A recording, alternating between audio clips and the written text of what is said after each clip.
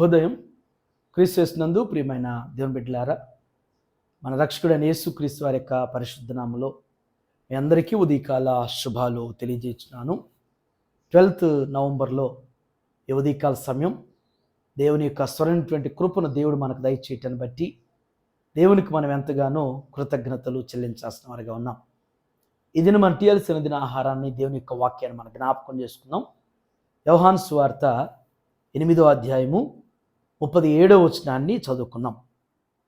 మీరు అబ్రహాము సంతానమని నాకు తెలియను, అయినను మీలో నా వాక్యమునకు చోటు లేదు గనుక నన్ను చంప వెతుకుచున్నారు.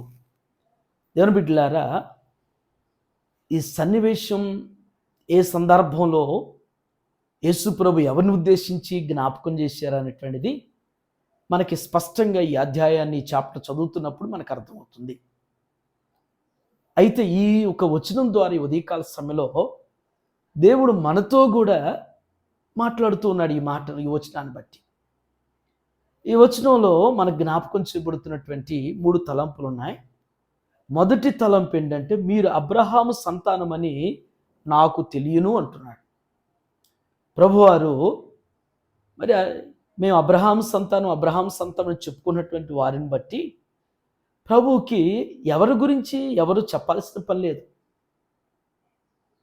ఈ లోకంలో ఉన్నటువంటి, సృష్టిలో ఉన్నటువంటి వారందరినీ కూడా వారి యొక్క హృదయస్థితి ఏంటో క్షుణ్ణంగా ఎరిగినటువంటి వారు మన ప్రభు.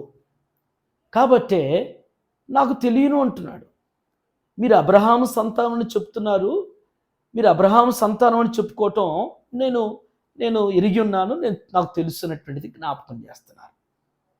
అంటే అబ్రహాము సంతానం అని చెప్పుకోవటం ఆనాడు వారికి గొప్ప ప్రివిలేజ్గా, గొప్ప ఆధిక్యతగా, అది ఒక ఘనత, ఒక గొప్ప ప్రెస్టేజ్గా వారు చెప్పుకున్నారు ఆనాడు. దేవుని బిడ్డలారా, ఆనాడే కాదు కానీ నేటి కాలంలో కూడా ప్రెస్టేజ్గా భావించేటువంటి వారు లేకపోలేదు. లేకపోతే ఏదో అదొక సొసైటీలో ఒక ఆ స్థాయి అన్నట్టుగా, అదొక పొజిషన్ అన్నట్లుగా, గొప్ప అన్నట్టుగా మరి కొందరు సెలెక్టెడ్గా. మరి దేవునికి వాక్యం చెప్పేది మరి ఏంటంటే, జ్ఞాపకం చేసేది ఏంటంటే, దేవునికి దగ్గరగా ఉన్నటువంటి సంఘాన్ని సేవకులు ఎంచుకోవటం అని చెప్తుంది. అయితే ఈనాడు మనం ఫలానా సంఘం గొప్ప, అదొక ప్రెస్టేజ్. ఫలానా సేవకులు ఆయన దగ్గరికి వెళ్తాం, అదొక గొప్ప, అది ప్రెస్టేజ్గా భావించేటువంటి, అలా వెళ్ళేటువంటి దినాల్లో, అలాంటి వెళ్ళేటువంటి సంఘ విశ్వాసులుగా మనం లేమా? ఈనాడు ఫలానా వారి దగ్గరికి నేను ఆ చర్చికి వెళ్తాను, ఈ మందిరానికి వెళ్తాను, అక్కడికి వెళ్తాను, ఇక్కడికి వెళ్తాను, మా సేవకుడు, మా పాస్టర్ గారు మాకు ఫలానా అని చెప్తుంటే మనకు కూడా ఒక స్థాయి, ఒక ఘనత, గొప్ప అని చెప్పుకునేటువంటి స్థితి ఆనాడు వారు ఎలా చెప్పుకున్నారో ఈనాడు కూడా అలా చెప్పుకునేటువంటి స్థితిలోనే ఉన్నాము. రెండవ తలంపు, మీలో నా వాక్యానికి చోట్లేదు. వాస్తవమే అది. మన హృదయం అంతా కూడా మన సంఘం గొప్ప నిండిపోయింది, మన సేవకులు గొప్పలే నిండిపోయినాయి, మన సేవకుల గొప్పలే, వాటితో మన మనసంతా కూడా నిమగ్నం అయిపోయి కళ్ళు మూసినా కళ్ళు తెరిచినా ప్రతి మాటలో, ప్రతి స్థలంలో, ప్రతి సన్నివేశంలో కూడా, ప్రతి సంభాషణలో కూడా ఇక మనం మన సంఘాన్ని గురించి, మన సేవకుని గురించి, మన మందిరాల గురించి, మన దేవాలయం గురించి మాట్లాడుతుంటే దేవుని వాక్యం ఎప్పుడు చెప్పుకుంటున్నాం? మనం దేవుని వాక్యం ఎప్పుడు జ్ఞాపకం చేసుకుంటున్నాం? దేవుని వాక్యాన్ని ఎప్పుడు వల్లిస్తూ ఉన్నాం? దేవుని వాక్యాన్ని ఇతరులకు ఎప్పుడు చెప్తూ ఉన్నాం? దేవుని వాక్యాన్ని ఎప్పుడు మన మనసులో, మన హృదయంలో భద్రపరుస్తున్నాం?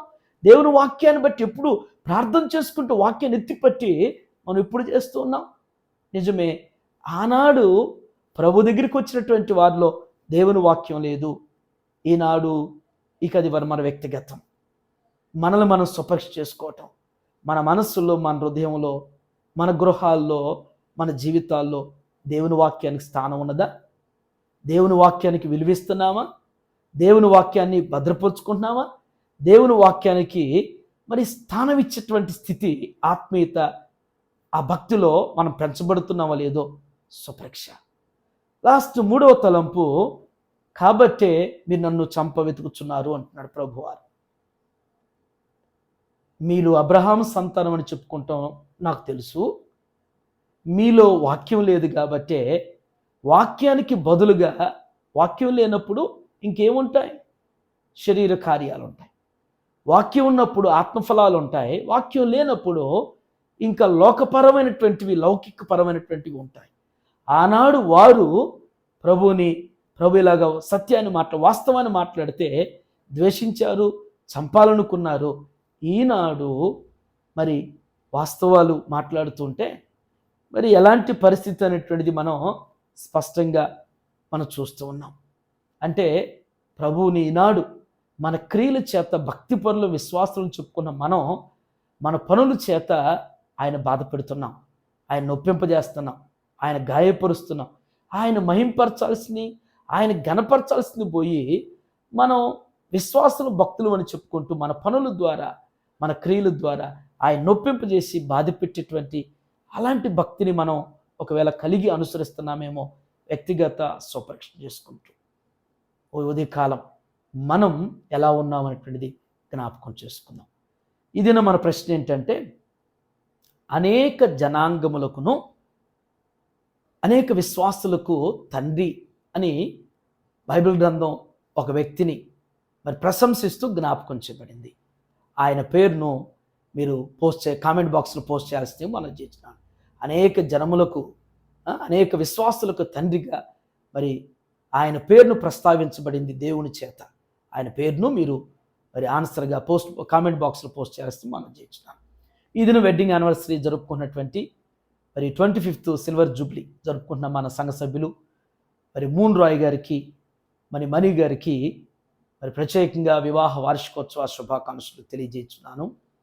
127 సంకీర్తనలు దేవుడు వారి జీవితంలో స్థిరపరిచి మరి అనేకమైనటువంటి అద్భుతమైన, ఆశ్చర్యమైన కార్యాల ద్వారా రానటువంటి దినాల్లో ఇంకా వారికి ఆరోగ్యాలు, సకల సౌభాగ్యం, శాంతి, సమాధాన, సంతోష, సమృద్ధిని దేవుడు వారికి దయచేయనుగాక. ఆమేన్. దేవరని దీవెనలు ధారాళముగను వీరలపై బాగుగా వేగమెదిగ నిమ్ము. దేవరని దీవెనలు ధారాళముగను వీరలపై బాగుగా వేగమెదిగ నిమ్ము. ప్రార్థన చేసుకుందాం. మహోన్నతుడైన తండ్రి, కృపగల నాయన, జీవగల మా రక్షక, మీకు వందనాలు. ఈ ఉదయం నాయన శ్రేష్టమైనటువంటి ఆత్మీయ తలంపుల ద్వారా స్పష్టంగా మాతో మీరు మాట్లాడినందుకు వందనాలు చెల్లిస్తున్నాం.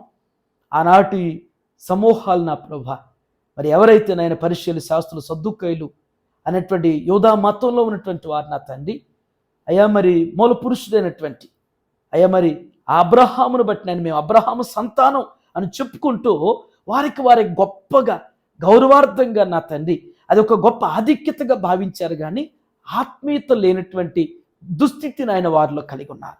వాక్యానికి విలువ ఇవ్వలేదు, వాక్యాన్ని అంగీకరించలేదు, వాక్యాన్ని అనుసరించలేదు, వాక్య ప్రకారం జీవించినటువంటి దుర్భర స్థితి వారు జీవించారు నా తండ్రి. కాబట్టే వారిలో లౌకికమైనటువంటి వాటి ద్వారా నా తండ్రి అయ్యా ఈర్ష్య, ద్వేషం, అసూయ, పగలు, ప్రతీకారాలు, పౌరుషాలు, పంతాలు పోయి నా తండ్రి అయ్యా సత్యాన్ని అంగీకరించలేక మిమ్మల్ని చంపాలి అని ఆనాడు అనుకున్నారు.